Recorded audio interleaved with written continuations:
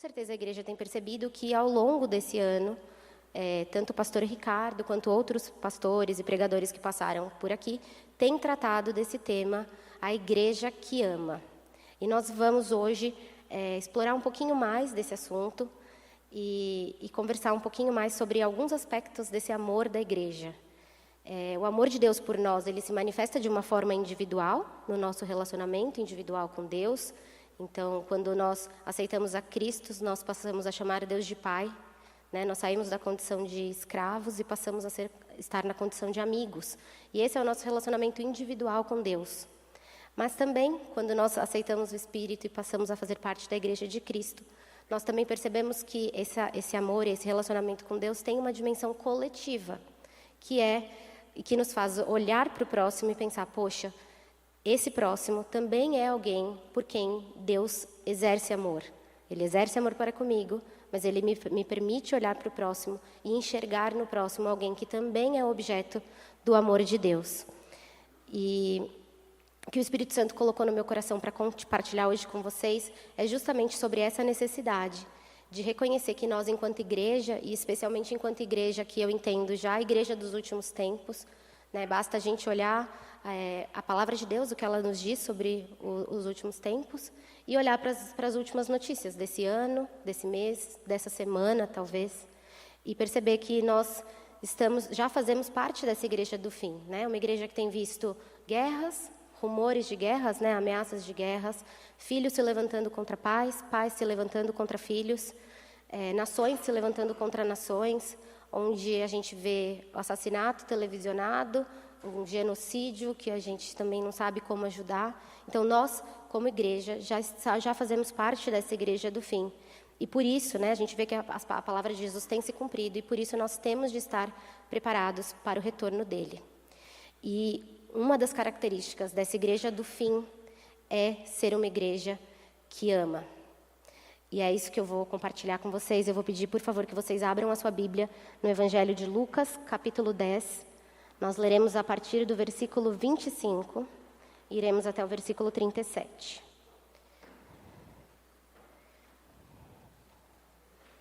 Enquanto os irmãos abrem aí sua Bíblia no texto, eu vou pedir que vocês permaneçam com as suas Bíblias abertas, porque nós vamos usar algumas outras passagens ao longo dessa mensagem. Eu quero que vocês acompanhem comigo.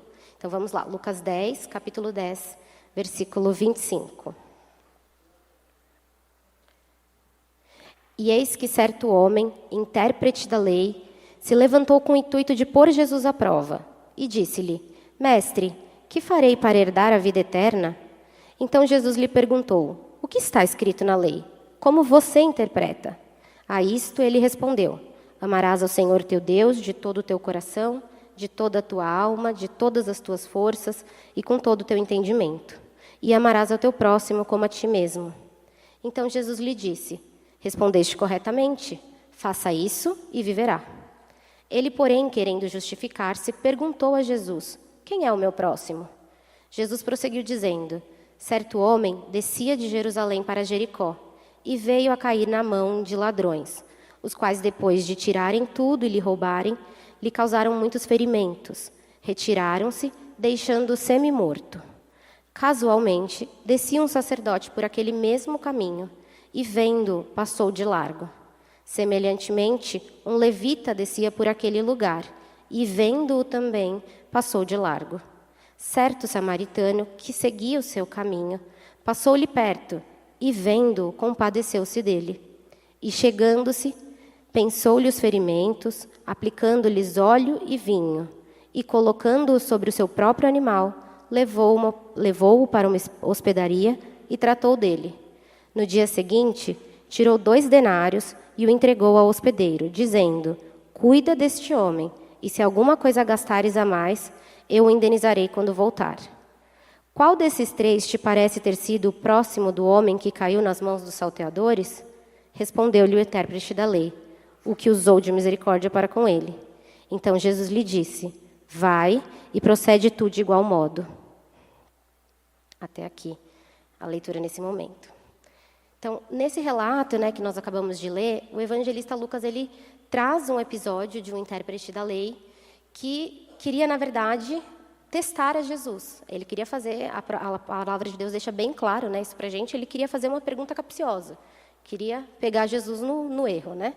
E Jesus, muito esperto, um mestre, né, um professor muito sábio, devolveu a pergunta. Ele falou, olha, você que é o mestre da lei, o que você entende, qual é a sua interpretação do que está escrito na lei? E ele responde, ele falando, olha, amarás ao Senhor teu Deus de todo o teu coração, com toda a sua alma, com todo o seu entendimento, e, igualmente, ao seu próximo, como a você mesmo. O mestre da lei era um homem, né, que conhecia a lei mosaica, era um homem conhecido das letras, que não era muito comum para aquela época. E Jesus fala, olha, realmente, a sua resposta ela está correta. E se a gente for ver, ele responde justamente com o primeiro mandamento. Né? Quando Moisés desce com a tábua da lei, ele traz esses mandamentos e justamente ele cita o primeiro mandamento. E é interessante, lá em Mateus 22, a gente tem essa mesma narrativa, só que na versão do evangelista Mateus. E lá, Mateus coloca que Jesus diz, olha, o cumprimento desses 2 mandamentos resume toda a lei de Deus e os profetas. Então, se você fizer o que diz esses 2 mandamentos, você, por consequência, cumpriu toda a lei. Então, a sua resposta, ela está correta. O grande problema, e aí parece que era para o mestre da lei, e talvez seja para nós também, é que nós não conseguimos cumprir esses 2 mandamentos o tempo todo. Né? É o problema da nossa velha criatura. Lá em Romanos 7, quando Paulo escreve a sua carta, ele coloca, olha, o mal que eu não quero fazer, esse eu faço. O bem que eu quero, eu não consigo. Então, a gente tem uma velha criatura que está sempre ali, perturbando o nosso juízo, tentando ressuscitar, né? Que nós, quando morremos com Cristo, ressuscitamos com Cristo, mas a nossa carne está sempre ali, tentando ressuscitar. E a verdade é que, na força do braço, a gente não vai conseguir cumprir esses mandamentos. Nem o tempo todo e, muitas vezes, por poucos momentos. Mas a boa notícia é que, quando nós recebemos ao Senhor, nós recebemos a sua natureza. E pela graça de Deus, que habita em nós a partir do momento da nossa conversão, nós podemos exercer este amor e cumprir estes mandamentos. E quando nós falhamos, nós sabemos que nós temos um advogado que vai junto ao Pai, intercede por nós e nos perdoa. E aí Jesus explica para esse homem, ele passa a explicar, que há um amor vertical, que é o amor de nós para com Deus e de Deus para conosco. Mas há também um amor horizontal, que é o amor de nós para com o nosso próximo. E Jesus diz que esses 2 tipos de amor, o amor vertical e o amor horizontal, eles estão muito relacionados. São 2 esferas que se comunicam intimamente. Nós vamos ver isso mais para frente. Não adianta nós amarmos ao Senhor, e a gente vê que o mestre da lei ele não tinha nenhum questionamento quanto a isso. Para ele parecia claro que ele deveria amar o Senhor, e para nós também parece. Nós temos isso muito claro, né? Nós temos que amar ao Senhor. Mas de nada adianta nós dizermos que amamos ao Senhor, amarmos profundamente, dedicarmos a nossa vida ao Senhor e falharmos no nosso amor horizontal. Da mesma forma, não adianta só a gente praticar esse amor horizontal, aparentemente, né, exercer misericórdia, às vezes por uma convenção social, às vezes por religiosidade, se a gente falhar no nosso amor com Deus. E isso fica muito claro lá em Apocalipse, quando João ele narra, né, a abertura das cartas às igrejas, quando ele fala a igreja de Éfeso, que ele fala, era uma igreja que trabalhava. Deus fala à igreja, eu vejo que vocês trabalham, que vocês não se cansam, que vocês trabalham arduamente, mas contra vocês eu tenho o seguinte, que vocês abandonaram o primeiro amor. Então, de nada adianta o amor só para com Deus e também de nada adianta o amor só para com o próximo. Essas 2 coisas precisam se comunicar e elas estão intimamente relacionadas. E, de fato, a maior dificuldade desse mestre da lei parece para nós aqui pelo texto que era o 2º mandamento, que era amar o próximo.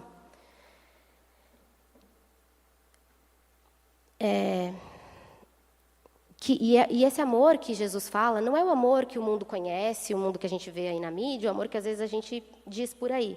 O amor que a Bíblia fala, que é o amor que é a própria natureza de Deus, é uma palavrinha no grego, que é a palavra ágape. Esse é o amor com que Deus ama. E mais ainda, esse é o amor que Deus é. Ele é a natureza do nosso próprio Deus. A palavra de Deus nos diz que Deus é amor. E aí eu vou pedir que vocês abram novamente as Bíblias, agora em 1 João 4, nós leremos a partir do verso 7.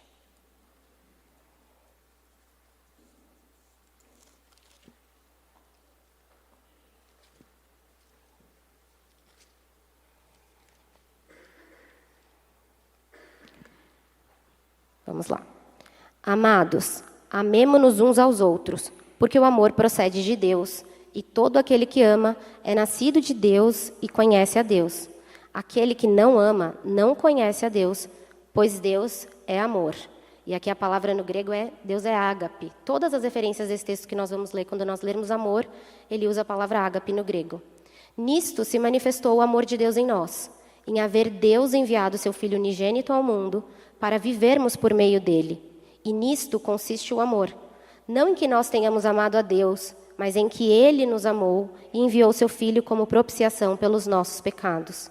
Amados, se Deus de tal maneira nos amou, devemos nós também amar uns aos outros. Ninguém jamais viu a Deus. Se amarmos uns aos outros, Deus permanece em nós e o seu amor é em nós aperfeiçoado. Nisto conhecemos que permanecemos nele e ele em nós, em que ele nos deu o seu Espírito. E nós temos visto e testemunhado que o Pai enviou o seu Filho como Salvador do mundo. Aquele que confessar que Jesus é o Filho de Deus, Deus permanece nele e ele em Deus. E nós conhecemos e cremos no amor que Deus tem por nós. Deus é amor. Ele repete mais uma vez, Deus é amor. E aquele que permanece no amor, permanece em Deus e Deus nele. Nisto é em nós aperfeiçoado o amor, para que no dia do juízo mantenhamos confiança, pois segundo ele é, também nós somos neste mundo. No amor não existe medo. Antes, o perfeito amor lança fora o medo. Ora, o medo produz tormento, logo aquele que teme não é aperfeiçoado no amor. Nós amamos porque ele nos amou primeiro. Se alguém disser, amo a Deus, e odiar o seu irmão, é mentiroso, pois aquele que não ama seu irmão a quem vê, não pode amar a Deus a quem não vê. Ora, temos da parte dele este mandamento, que aquele que ama a Deus, ame também ao seu irmão. Então, até aqui nós vamos ler esse texto. Então, esse texto ele deixa ainda mais claro que esse amor é a natureza de Deus. E mais ainda que esse amor está em nós. A própria natureza de Deus passa a habitar em nós. E com isso nós temos a capacidade, pela graça de Cristo, de transbordar esse amor para o próximo, através do Espírito Santo. E esse é o desafio proposto na mensagem de hoje, queridos. Nós precisamos ser uma igreja que ama. E voltando lá no nosso texto base, em Lucas 10, Jesus diz que esse amor é prática. Né? O que ele diz ao mestre da lei? Faça isso, exerça isso. Então, o amor é uma ação. E a segunda pergunta do mestre, em seguida, é realmente uma tentativa de autojustificação. Quem que é esse próximo? Quem que eu devo considerar como esse próximo? Eu e você, às vezes, a gente também faz isso.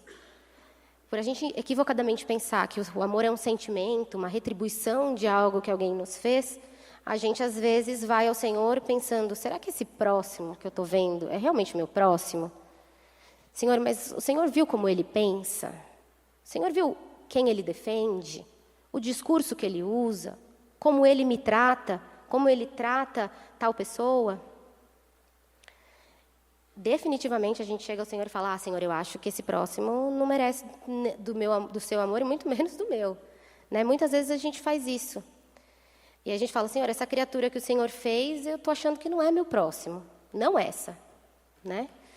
E a dificuldade do intérprete da lei era justamente essa. Ele tinha dificuldade em entender que nenhum de nós, por nós mesmos, é digno do amor de Deus. Como às vezes a gente olha para algumas pessoas e pensa, como que Deus pode amar tal pessoa, né? E a nossa dificuldade, a dificuldade do mestre da lei aqui no texto que nós lemos, é entender que um dia nós fomos essa pessoa que carecia do amor de Deus. E que nós continuamos sendo, porque nós falhamos constantemente e nós carecemos da sua graça. Vamos voltar então agora para o nosso texto base lá em Lucas 10, para ver qual que é a resposta de Jesus a esse questionamento do mestre da lei. Jesus ele responde com uma parábola, e a parábola é uma história que Jesus usava para ilustrar algum conceito espiritual difícil, de difícil compreensão, para que o povo da época pudesse entender. E eu vou te convidar a olhar para essa parábola de uma maneira um pouco mais profunda, porque Jesus usa algumas imagens, e alguns estudiosos apontam que a simbologia nas figuras que Jesus usou nessa parábola, elas conseguem exemplificar a base da nossa cosmovisão cristã. E por cosmovisão eu estou dizendo aqueles pilares que sustentam a nossa fé, que eu apontei aqui como 4, com base em alguns teólogos que eu li. Então, o primeiro pilar é a criação. Existe um Deus criador, que criou todas as coisas, nos criou, e nele todas as coisas estão sustentadas. O segundo pilar é a queda. O homem foi criado de um jeito perfeito, Deus tinha um propósito, um projeto, e o homem falhou, né? A nossa natureza foi manchada. O terceiro pilar é a redenção. Jesus Cristo ele veio como um homem, 100% homem, e ao mesmo tempo 100% Deus, como um cordeiro perfeito para tirar o pecado do mundo. O seu sangue nos lavou, pagou por completo a nossa dívida e nos deu nossa carta de liberdade. E o quarto pilar é a consumação. E nós estamos justamente aqui nesse meio do caminho, em que nós estamos aguardando o cumprimento da promessa que Jesus nos fez. Então, nesse momento nós estamos num momento de espera, e em breve, quando Jesus voltar, ele vai estabelecer o novo céu, a nova terra, e todas as coisas serão consumadas. E por que eu estou falando desses pilares? Porque justamente essa parábola, ela ilustrou cada um desses pilares de uma forma muito profunda e muito bonita. Jesus ele inicia a parábola dizendo que um homem descia de Jerusalém para Jericó e caiu na mão de ladrões. E esses ladrões roubaram tudo que ele tinha, deixaram ele semi-morto. Ele não tinha sequer condições de se levantar e lutar por si mesmo para poder viver. E é interessante as referências que Jesus usa. Ele usa a cidade de Jerusalém, que na referência bíblica é um lugar de bênção, né? Era a morada do rei, tradicionalmente, né? O lugar da promessa, da bênção. E fala que esse homem estava descendo para Jericó, que tradicionalmente, na palavra de Deus, era entendido, e na cultura judaica daquele tempo, era entendido como um lugar de perdição. Jericó, a gente conhece bem a história, até meus filhos conhecem pela musiquinha lá que a gente canta em casa. Quando ela foi tomada, né, por Josué, com o povo israelita, ela foi destruída. E ali Josué disse, olha, ninguém edifique de novo essa cidade. Ela foi completamente destruída, só se salvou Raabe e os utensílios que foram usados no templo. E Josué deixou uma ordem, olha, ninguém edifique essa cidade, porque senão o seu primogênito morrerá e o filho em seguida também morrerá. E isso se concretizou de fato quando uma pessoa reergueu Jericó, isso se consumou, né? Eles perderam os seus 2 filhos. Então, na tradição judaica, Jericó era uma cidade de perdição. Então, o caminho que aquele homem estava indo era um caminho da bênção para o caminho da maldição. Então, era um caminho de perdição que aquele homem deliberadamente estava fazendo. Ele estava numa rota de declínio. E, irmãos, esse homem, na parábola, somos nós. Somos eu e você. Um dia nós estávamos com o Senhor e nós escolhemos ir pela rota da perdição. E no meio do caminho nós encontramos o quê? Um ladrão. Quem que é o ladrão na nossa tradição bíblica? Satanás, que veio para matar, roubar e destruir. Ele rouba a nossa herança como filhos de Deus, como pertencentes do Filho de Deus. E nos deixa numa condição de semi-morte, em que nós não poderíamos fazer nada por nós mesmos para nos salvarmos. Precisaria vir alguém. Tinha alguém que poderia fazer. E esse alguém vai aparecer nessa parábola no meio do caminho e vai aparecer na minha e na sua vida. E na sequência dessa história você vai reparar que passam 2 homens que faziam esse mesmo caminho de perdição. E eu acho interessante que ele reforça bem no texto de Lucas 10 que a gente leu, que primeiro passa o sacerdote fazendo o mesmo caminho, e depois passa um levita fazendo o mesmo caminho. E se a gente for interpretar essas figuras, o sacerdote pode representar a nossa autojustificação, o momento em que a gente tentava de alguma forma ali se justificar perante Deus com as nossas próprias forças. Aquilo ali também não era o suficiente para salvar aquele homem, aquilo lá não era suficiente para nos salvar. O levita pode representar quando a lei mosaica, né? Quando Deus dá a lei para os judeus e estabelece um mecanismo de expiação dos pecados, e mesmo assim a gente vê que aquilo não era suficiente. Ano após ano, o povo tinha que ir lá oferecer sacrifício pelos seus pecados, a lei era extensa, eles não conseguiam cumprir, a lei ela existe justamente para apontar que a gente não iria conseguir cumprir a lei, né? E o levita também não era suficiente para salvar aquele homem. Mas a boa notícia é que havia alguém que podia. E esse alguém era Jesus, que nessa parábola a gente vai entender que ele é representado pelo bom samaritano.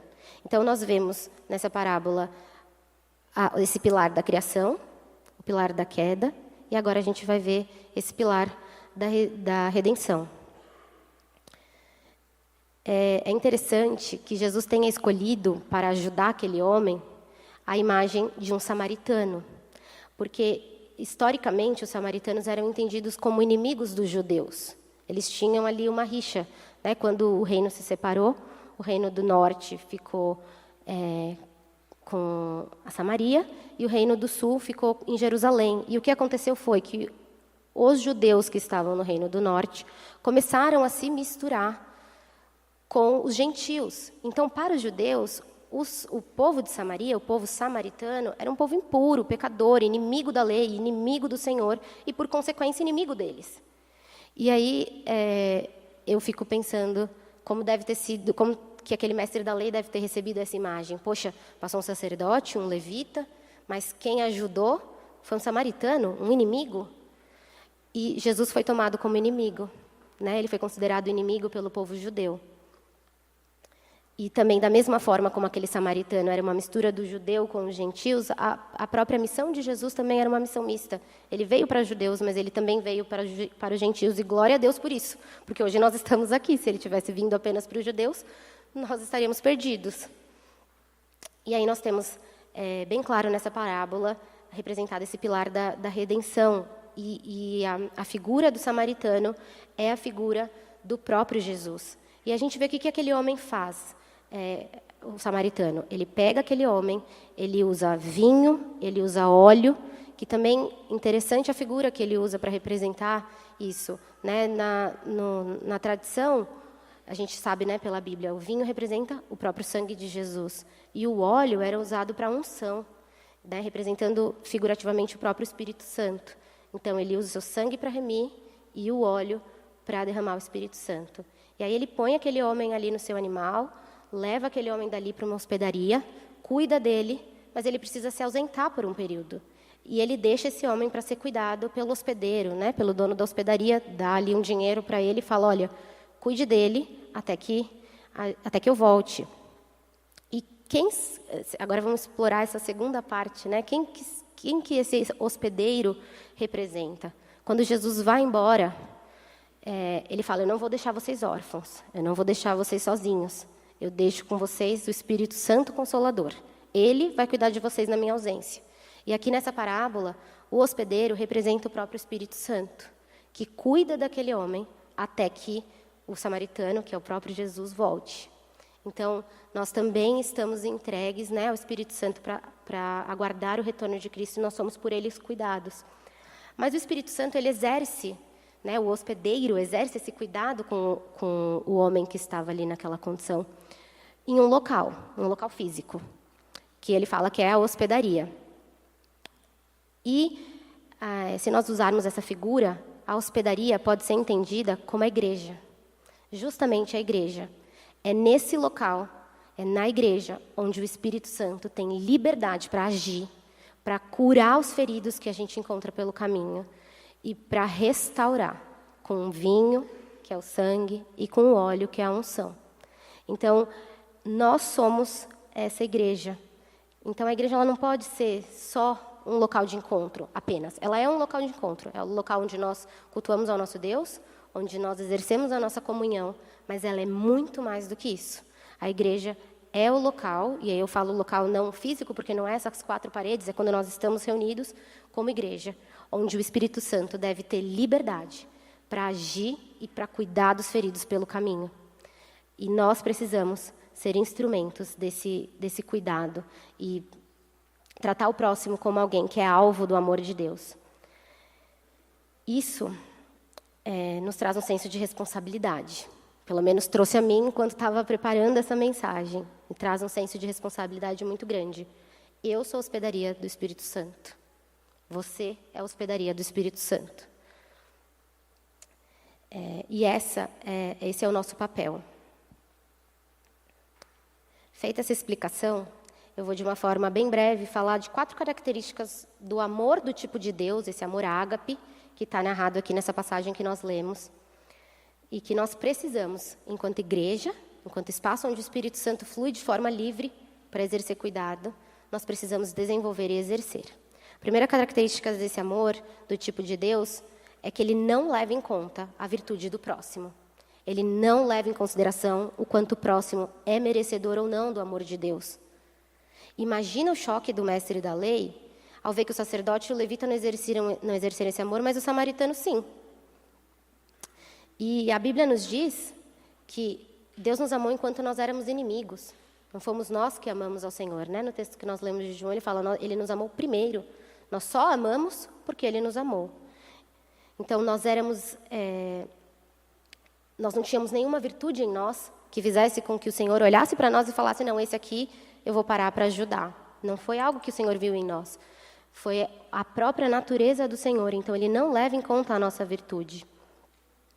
Eu vou pedir que vocês abram em Romanos 5, de 7 a 10, para acompanhar essa leitura.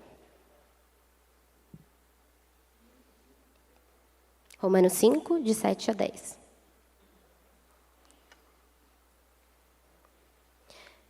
Mas Deus demonstra o seu amor por nós. Cristo morreu em nosso favor. Eu pulei uma partezinha. Dificilmente haverá alguém que morra por um justo. Pelo homem bom, talvez alguém tenha coragem de morrer. Mas Deus demonstra o seu amor por nós, pois Cristo morreu em nosso favor quando ainda éramos pecadores. Como agora fomos justificados por seu sangue, muito mais ainda seremos salvos da ira de Deus por meio dele. Se quando éramos inimigos de Deus, fomos reconciliados com ele mediante a morte do seu Filho, quanto mais agora, tendo sido reconciliados, seremos salvos por sua vida. E não apenas isto, mas também nos gloriamos em Deus, por meio do nosso Senhor Jesus Cristo, mediante quem recebemos agora a nossa reconciliação. Então, essa passagem também deixa isso muito claro, que não era a nossa virtude que fez o Senhor nos amar. O amor do tipo de Deus não leva em consideração quem nós somos e o que nós temos a entregar. Nós não merecemos nada e Ele nos deu tudo. E quando a gente leva ao Senhor esse questionamento que eu fiz lá no começo, Senhor, será que esse próximo merece o seu amor? A gente esquece que a gente também não merecia. Nós não merecíamos esse amor e nós recebemos. Então, a gente não pode esquecer disso quando a gente olhar para o próximo e procurar nele algo bom que justifica que eu exerça o amor de Deus para com ele. A segunda característica é que o amor do tipo de Deus, ele pede para que a gente ame os nossos inimigos. E essa eu acho que é uma das passagens mais difíceis de leitura da Bíblia. Vamos abrir lá em Mateus 5, 43 a 48.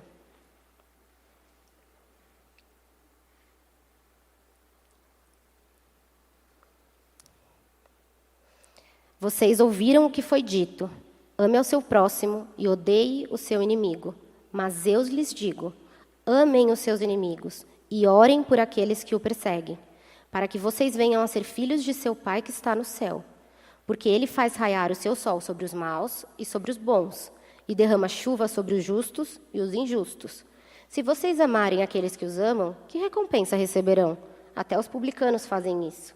E se vocês saudarem apenas seus irmãos, o que estão fazendo demais? Até os pagãos fazem isso.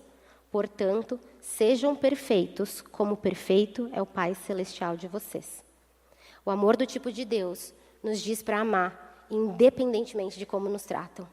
E amar na mesma intensidade com que nós fomos amados por Jesus. Esse amor não olha para a forma como é tratado para retribuir, ele ama primeiro. E essa é uma passagem muito difícil, eu diria que humanamente impossível de ser cumprida. Ela só é cumprida quando nós recebemos a natureza de Deus e permitimos que o Espírito exerça a natureza, transborde a natureza de Deus em nós. E aí a gente pega assim as últimas notícias, e aí se você vai ler os comentários das notícias, você vê que as pessoas não têm muita dificuldade em amar o seu inimigo. Né? A gente às vezes tem dificuldade de amar o nosso amigo. Às vezes o nosso amigo precisa de alguma coisa e a gente fala, mas isso...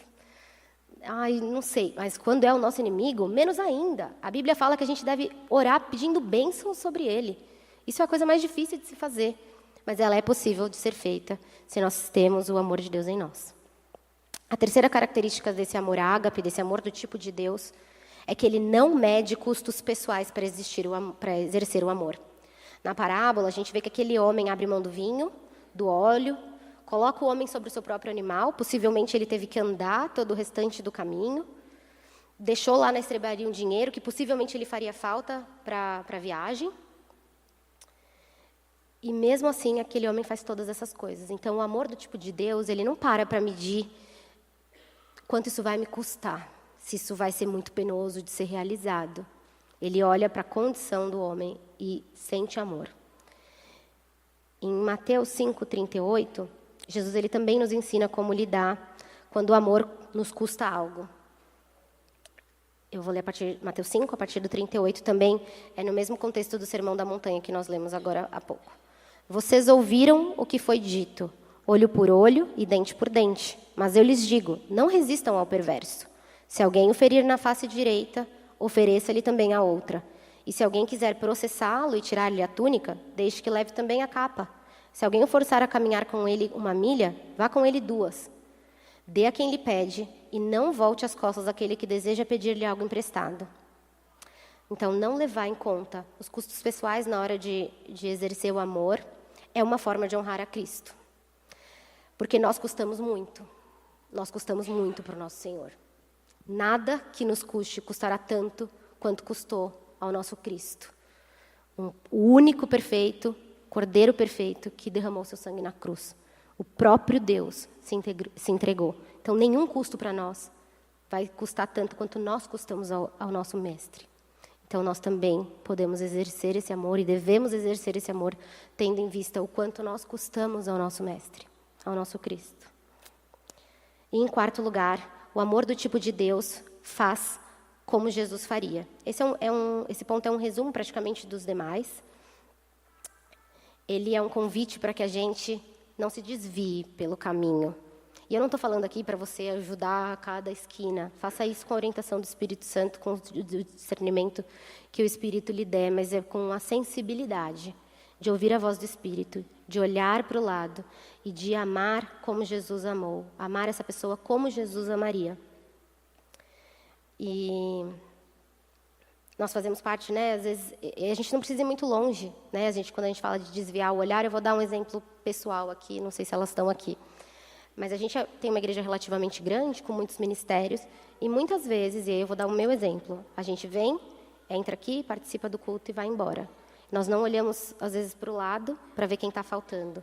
O amor do tipo de Deus, precisa olhar para o lado e falar, irmão não está aqui, faz um tempo que eu não vejo. Preciso ir atrás desse irmão, perguntar como ele está, se ele está precisando de alguma coisa. E aí o meu exemplo pessoal, eu vou contar porque eu faço parte de um grupo de mulheres na casa da irmã Valdiane, e nós estávamos lá compartilhando, e de repente 2 irmãs estavam lá falando da igreja delas. E eu falei, nossa, de que igreja será que elas são? Gente, qual foi a minha surpresa ao saber que as 2 eram da minha igreja, e que eu nunca tinha visto elas.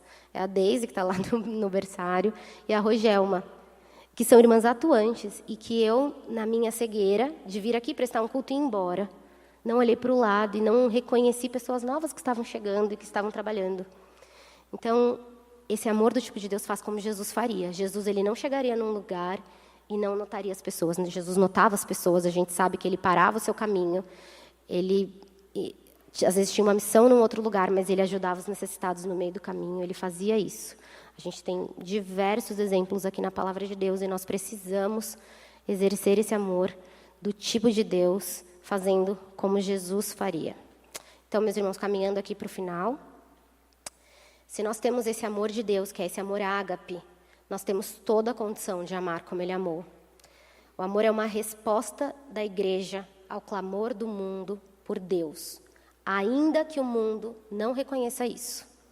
Ainda que o mundo não reconheça isso, o nosso amor precisa ser resposta. E foi isso que o Espírito Santo colocou no meu coração de compartilhar com a igreja hoje. Eu acho que não é uma palavra muito fácil, não foi uma palavra fácil para mim, mas que nós devemos amar o Senhor com todo o nosso coração, com toda a nossa alma, com toda a nossa força, com todo o nosso entendimento. Mas que esse amor ele vai ser tão grande e tão verdadeiro que ele vai transbordar, não só aqui dentro, mas em qualquer lugar onde a gente esteja. Nós vamos transbordar esse amor de Deus ao próximo.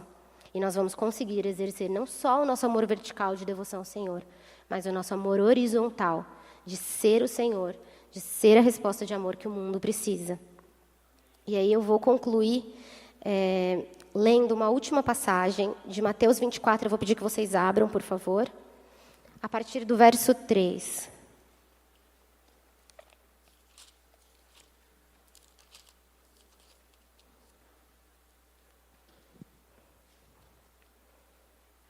Então, Jesus estava lá no Monte das Oliveiras e ele foi abordado pelos discípulos, né? Ele estava falando sobre o começo do fim.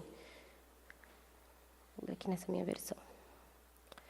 E estando assentado no Monte das Oliveiras, chegaram-se a ele os seus discípulos, em particular, dizendo: Dize-nos quando serão essas coisas e que sinal haverá da tua vinda e do fim do mundo. E Jesus, respondendo, lhes disse: Acautelai-vos que ninguém vos engane. Porque muitos virão em meu nome dizendo: Eu sou o Cristo, e enganarão muitos. E ouvireis de guerras e de rumores de guerras. Não se assustem, porque é necessário que tudo isso aconteça, mas ainda não é o fim. Porque se levantará nação contra nação, e reino contra reino, e haverá fome, e pestes, e terremotos em vários lugares. Mas todas essas coisas são apenas o princípio das dores. Então vos hão de entregar para serem atormentados, e matarão a vocês, e serão odiados por todas as nações por causa do meu nome. Vou fazer uma pausa aqui nessa leitura, a gente já vai continuar. Isso se parece com algo que os irmãos têm visto acontecer? Isso se parece com algo que a gente viu acontecer nas últimas semanas? A notícia ela não é muito boa para nós. Nós seremos perseguidos, mas se nós amarmos profundamente ao nosso Deus, nós daremos a nossa vida com alegria, como os discípulos fizeram, como os apóstolos fizeram. Nós temos que amar a Jesus mais do que a nossa própria vida. E se nós amarmos a Jesus mais do que a nossa própria vida, nós amaremos ao nosso próximo mais do que o nosso próprio conforto pessoal e como o Senhor quer que nós amamos. Aí vamos continuar aqui no verso 10. Então muitos serão escandalizados e trairão uns aos outros, e uns aos outros se odiarão. E surgirão muitos falsos profetas e enganarão muitos. E por se multiplicar a iniquidade, o amor de muitos esfriará. A igreja pode dizer comigo? Comigo não. O meu amor não vai esfriar. Comigo não. Nesta igreja, não. E aquele que perseverar até o fim será salvo. E este evangelho do reino será pregado em todo o mundo, em testemunho a todas as nações. E então virá o fim. Queridos, essa era a palavra, um convite para que nós sejamos essas testemunhas ousadas do amor de Deus, que não levou em conta o custo pessoal, que entregou o melhor que ele tinha, né, o seu próprio filho, perfeito, e que ama de uma forma perfeita, que não leva em consideração quem é a pessoa alvo desse amor. Se você pudesse colocar de pé, eu quero encerrar com uma oração.